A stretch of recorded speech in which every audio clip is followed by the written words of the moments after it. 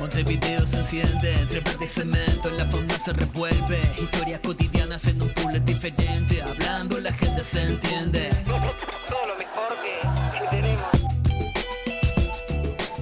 Muy buenas tardes, espero que estén muy bien. Les doy la bienvenida a Mirá Montevideo y me imagino que deben estar disfrutando o han disfrutado de este día hermoso que hizo hoy. Y hoy es un día también muy lindo y de celebración porque hoy hace 85 años nacía Alfredo Zitarrosa, uno de, bueno, no necesita explicación, uno de los más grandes compositores y cantantes de nuestro país y un referente de la música popular. Uno piensa en Zitarrosa y obviamente piensa en todo el Uruguay. Va a estar nuestro compañero Diego Martini charlando con una de las hijas de Alfredo Zitarrosa. El tempo sigue, esperando el resultado del hisopado, no tiene síntomas, así que en breve va a estar acá nuevamente.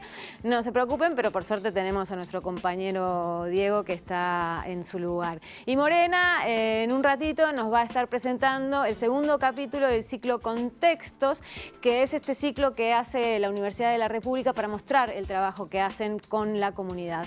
Pero también vamos a hablar de la pandemia y de los efectos que ha dejado y que sigue dejando la pandemia.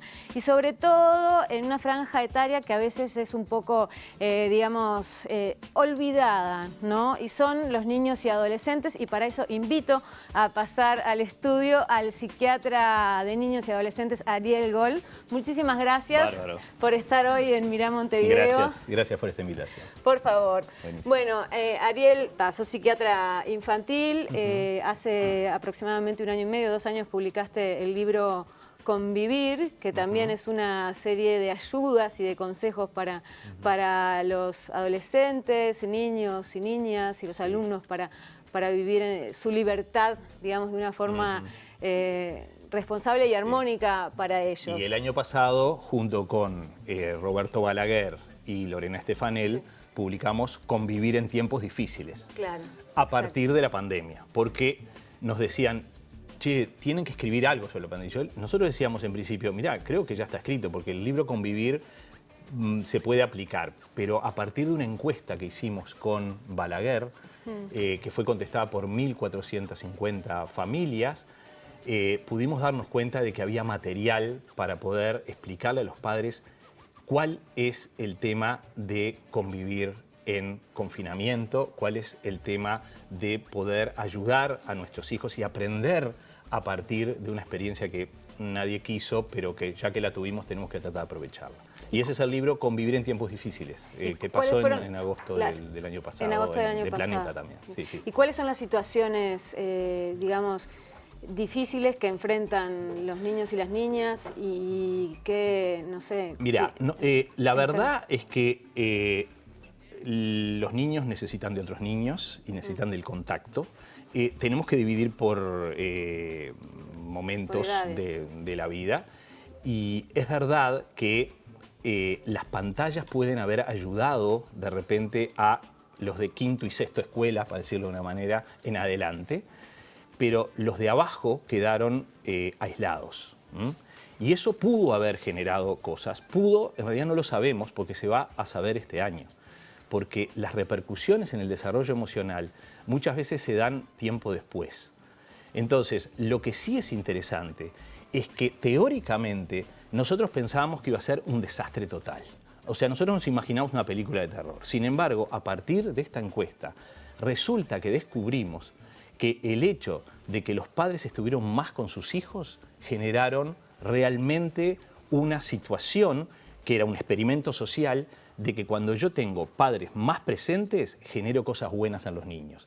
Y la verdad es que el adjetivo más importante, digamos, que apareció fue algo vinculado a lo placentero, en plena pandemia. Estamos hablando de situaciones no acuciantes, ¿verdad? Estamos hablando de familias que realmente tienen sus necesidades básicas satisfechas, que no había violencia intrafamiliar y que no había que pensar en qué le doy de comer a mi hijo, sino cómo hago para convivir con él 24 horas durante mucho tiempo.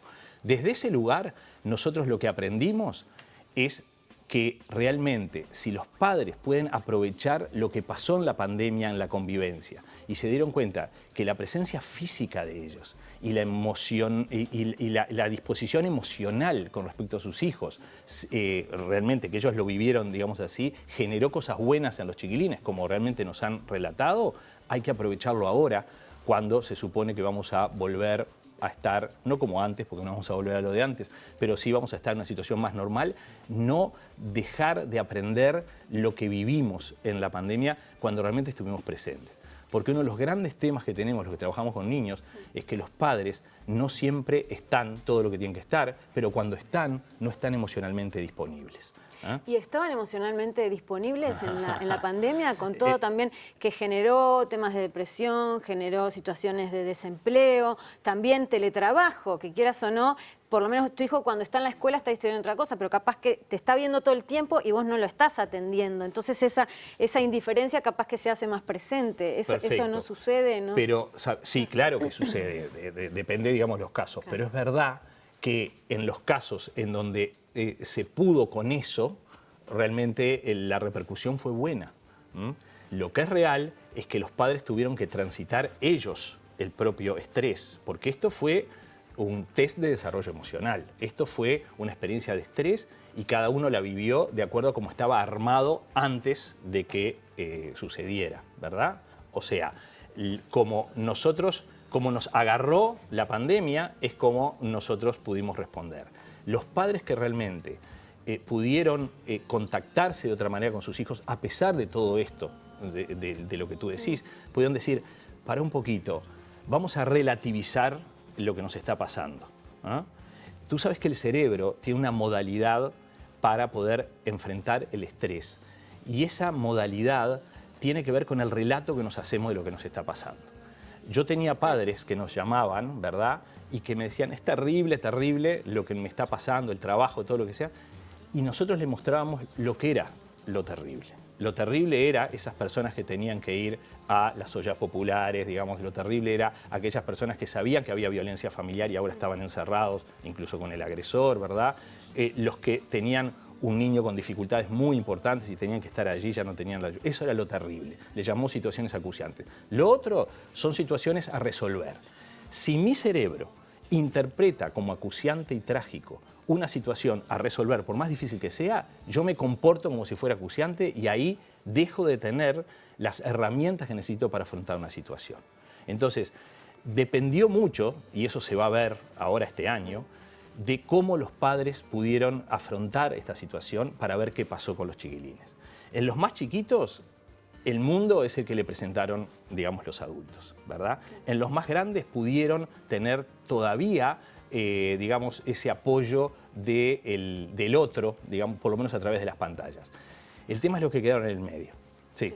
No, ¿cuáles quedaron en el medio? Bueno, estos que no dependían tanto de los padres y no dependían tanto, digamos, de sus pares, digamos, porque no tenían un contacto a través de lo virtual con los otros. Entonces quedaron aislados, ¿verdad? Entonces son niños que de repente están en una etapa de últimos años del preescolar y primeros años de la etapa escolar. Y ahí las que hicieron algo heroico fueron las maestras, que hay que siempre señalarlas porque fue increíble lo que hicieron las maestras en nuestro país. Trabajaron 24 horas cada día. Eso yo lo pude vivir a través, bueno, de las personas que pude ayudar. ¿Y qué pasa con las situaciones que los padres tuvieron que salir a trabajar igual, que no hacían teletrabajo, que no estaban en la casa, pero que los niños sí se tenían que quedar en la casa? Y a veces se tenían que quedar en la casa solos, ¿no? Que capaz no manejaban tanto esa situación. Claro.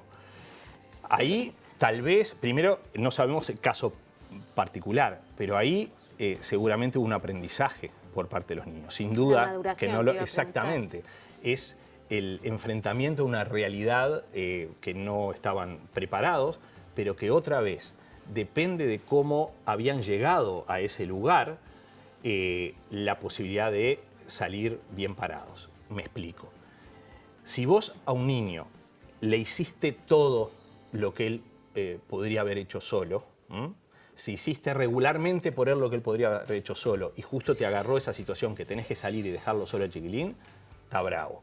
Si vos, en cambio, desde chico lo ayudaste a que resuelva sus problemas y no le resolviste los problemas, entonces lo dejaste mejor armado para este tipo de situación. Uno no educa para este tipo de situación, pero en estas situaciones es que cuando uno mide cómo está parado, digamos, en la cancha, ¿no? Se ven los chiquilines pobrecitos que están en la calle y que vos ves cómo se defienden en determinadas situaciones. No es que esté bueno eso claro. Es terrible, pero es verdad que vos ves que tienen herramientas. Y otros que tienen todo solucionado, ahí vos ves las dificultades que tienen para resolver problemas incluso mínimos. De, por ejemplo, tener hambre y no saber qué hacer y esperar a que... Estamos hablando de niños de 8 o 9 años, ¿no? Estamos hablando de una edad que no se habla mucho, porque siempre se ha hablado de los más chiquitos o de los adolescentes o lo que sea, ¿verdad? Y que quizá antes no tenían celular y ahora tienen celular. Y los padres pensaban que se los iban a dar cuando entraran al liceo y los tuvieron que eso es todo un tema. arrancar tempranito. Bueno, claro. Quizá más adelante en el año te llamamos para ver cómo sigue esta situación, ahora que mejoró todo el tema de la presencialidad en la educación y también un poco para hablar de un tema que nos tiene atormentados también a los padres, que es el tema de las pantallas, ¿no? Los que vivimos sin eso, nos cuesta un poco. Claro. Mensajecito ya que lo nombrás. Por favor.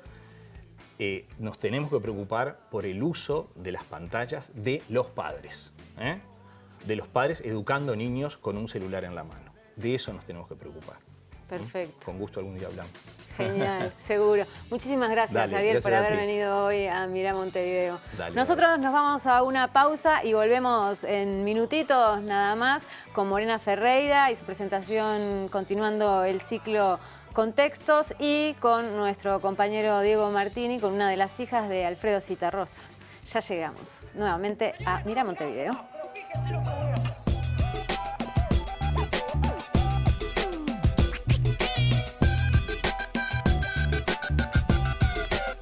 Montevideo se enciende entre plata y cemento en la... Señores, no los canso más, pero fíjense lo que voy a hacer.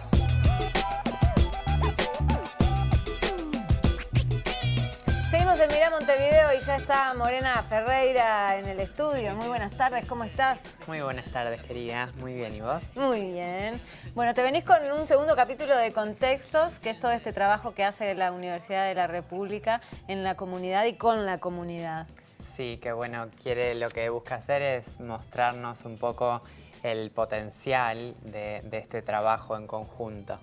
Y hoy tenemos a la Facultad de Química que hizo un material, porque no sé si sabían, pero estuvo realizando el año pasado un número de 1000 soluciones sanitizantes para combatir la pandemia del COVID. Y bueno, lo estuve entregando a muchos lugares, muchas organizaciones sociales y todo eso. Sí, a muchos lugares estuvo ayudando con esta solución, así que bueno, vamos a verlo.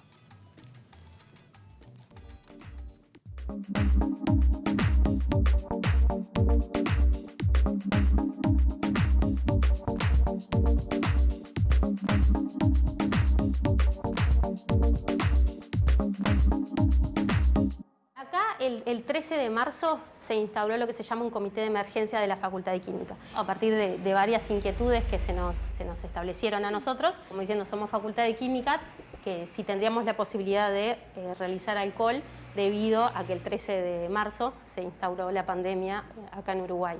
En principio fue para consumo interno y luego, bueno, sí empezamos a expandir un poco más la producción. De los que preparamos la solución, éramos docentes y hasta estudiantes de facultad. Lo nuestro pasó un poco por coordinar el tema de las entregas y la demanda que venía. Al mail de extensión nos llegaban las demandas de diferentes lugares, centros de enseñanza, primaria y de secundaria. También coordinar con los espacios de las centrales de la universidad, con el Programa Integral Metropolitano y con APEX, porque en realidad ellos ya tienen, al tener el anclaje en territorio, digamos, llegaba directamente a la gente que lo estaba precisando más. La solución está hecha en base a un protocolo de la OMS y registrada en el Ministerio de Salud Pública. Preparábamos bidones de 20 litros con alcohol, con glicerina, con peróxido de hidrógeno después llevamos a volumen con agua destilada y bueno, después los distribuíamos en los frasquitos de 500 mililitros y había que dejarlo reposar según el procedimiento de la OMS 72 horas. Era difícil incluso conseguir, estaba el tema de los precios también que había subido un montón en ese momento. Cuando llegaba eso era como un alivio también, bueno, nos podemos cuidar, digamos, que era como, me parece esa más bien la sensación, ¿no? La primera producción que hicimos para donar fue para un refugio del Mides y ahí se llevaron alrededor de 270 frasquitos de solución. Y bueno, ese fue como el puntapié inicial. Nosotros lo hacíamos un poco por fuera de las horas docentes, lo hacíamos más como una tarea de solidaridad, digamos, en un momento que vimos necesidad y que nosotros haciendo lo que sabemos, digamos, era lo que podíamos aportar en ese momento. Segundo informe que presentó la Facultad de Química en apoyo al emprendimiento de las ollas solidarias del programa Apex UDELAR. Y ahí ellos nos mandaron todas las devoluciones y nos hicieron cartas, tanto a los merenderos como a las cooperativas, agradeciendo, porque nuestra ayuda había sido como bastante vital el tema. Entonces recibimos un montón de cartas, en realidad re lindas, entonces creo que eso para los comedores o para las ollas populares les sirvió bastante.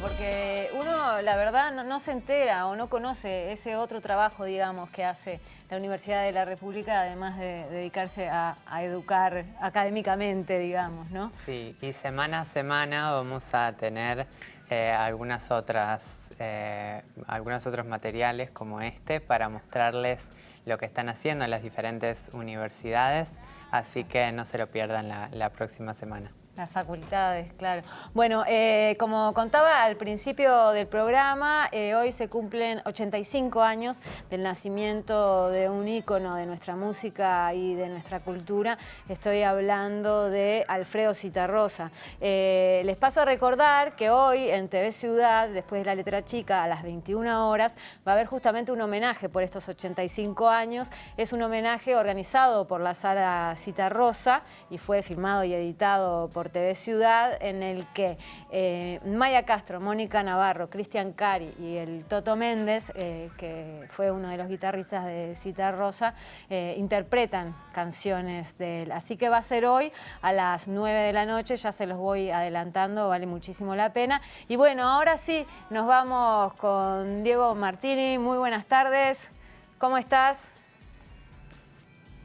No, ¿qué tal? Muy buenas tardes, así es. Como tú lo mencionabas, hoy es el 85 aniversario del nacimiento de Alfredo, el Flaco Zitarrosa, y nos vinimos hasta Malvin, hasta la que era su casa, acá en el barrio Aconcagua, y fíjate qué lujo el que nos damos, porque estamos con su guitarra, acá, que ahora la vamos a estar mostrando, y con su equipo de música, acá atrás. Pero estamos con sus hijas, con Moriana y con Serena, a quien les agradecemos por recibirnos, y bueno, sé que capaz que todos los años puede parecer un poco lo mismo, pero hoy, no porque sea el 85, un número redondo, pero ¿cómo se lo recuerda ustedes hoy?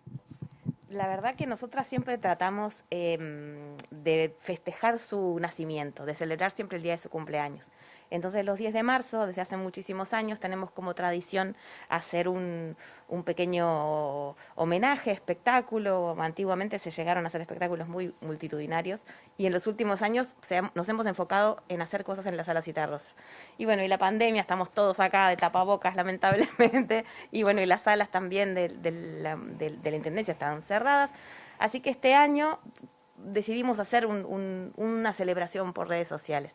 La Sala, junto a TV Ciudad, generaron un documental, no, un video. Una pieza audiovisual. Una pieza audiovisual preciosa que están compartiendo también en las redes de TV Ciudad y de la Sala.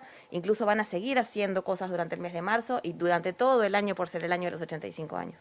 Y nosotros de alguna manera desde casa o desde el archivo Zitarrosa estamos tratando de compartir en redes que la gente haga su homenaje propio, cante una canción o diga unas palabras o lea algún texto usando el hashtag Zitarrosa85. Moriana, hoy a propósito de lo que decía tu hermana, también escuchaba por ahí una frase del Flaco que era honrar la vida y celebrar la emoción por la vida. Bueno, esa frase no recuerdo que la haya dicho, particularmente aparecen muchas frases. Aparece en un video que él dice, claro, que hay que celebrar la emoción por la vida.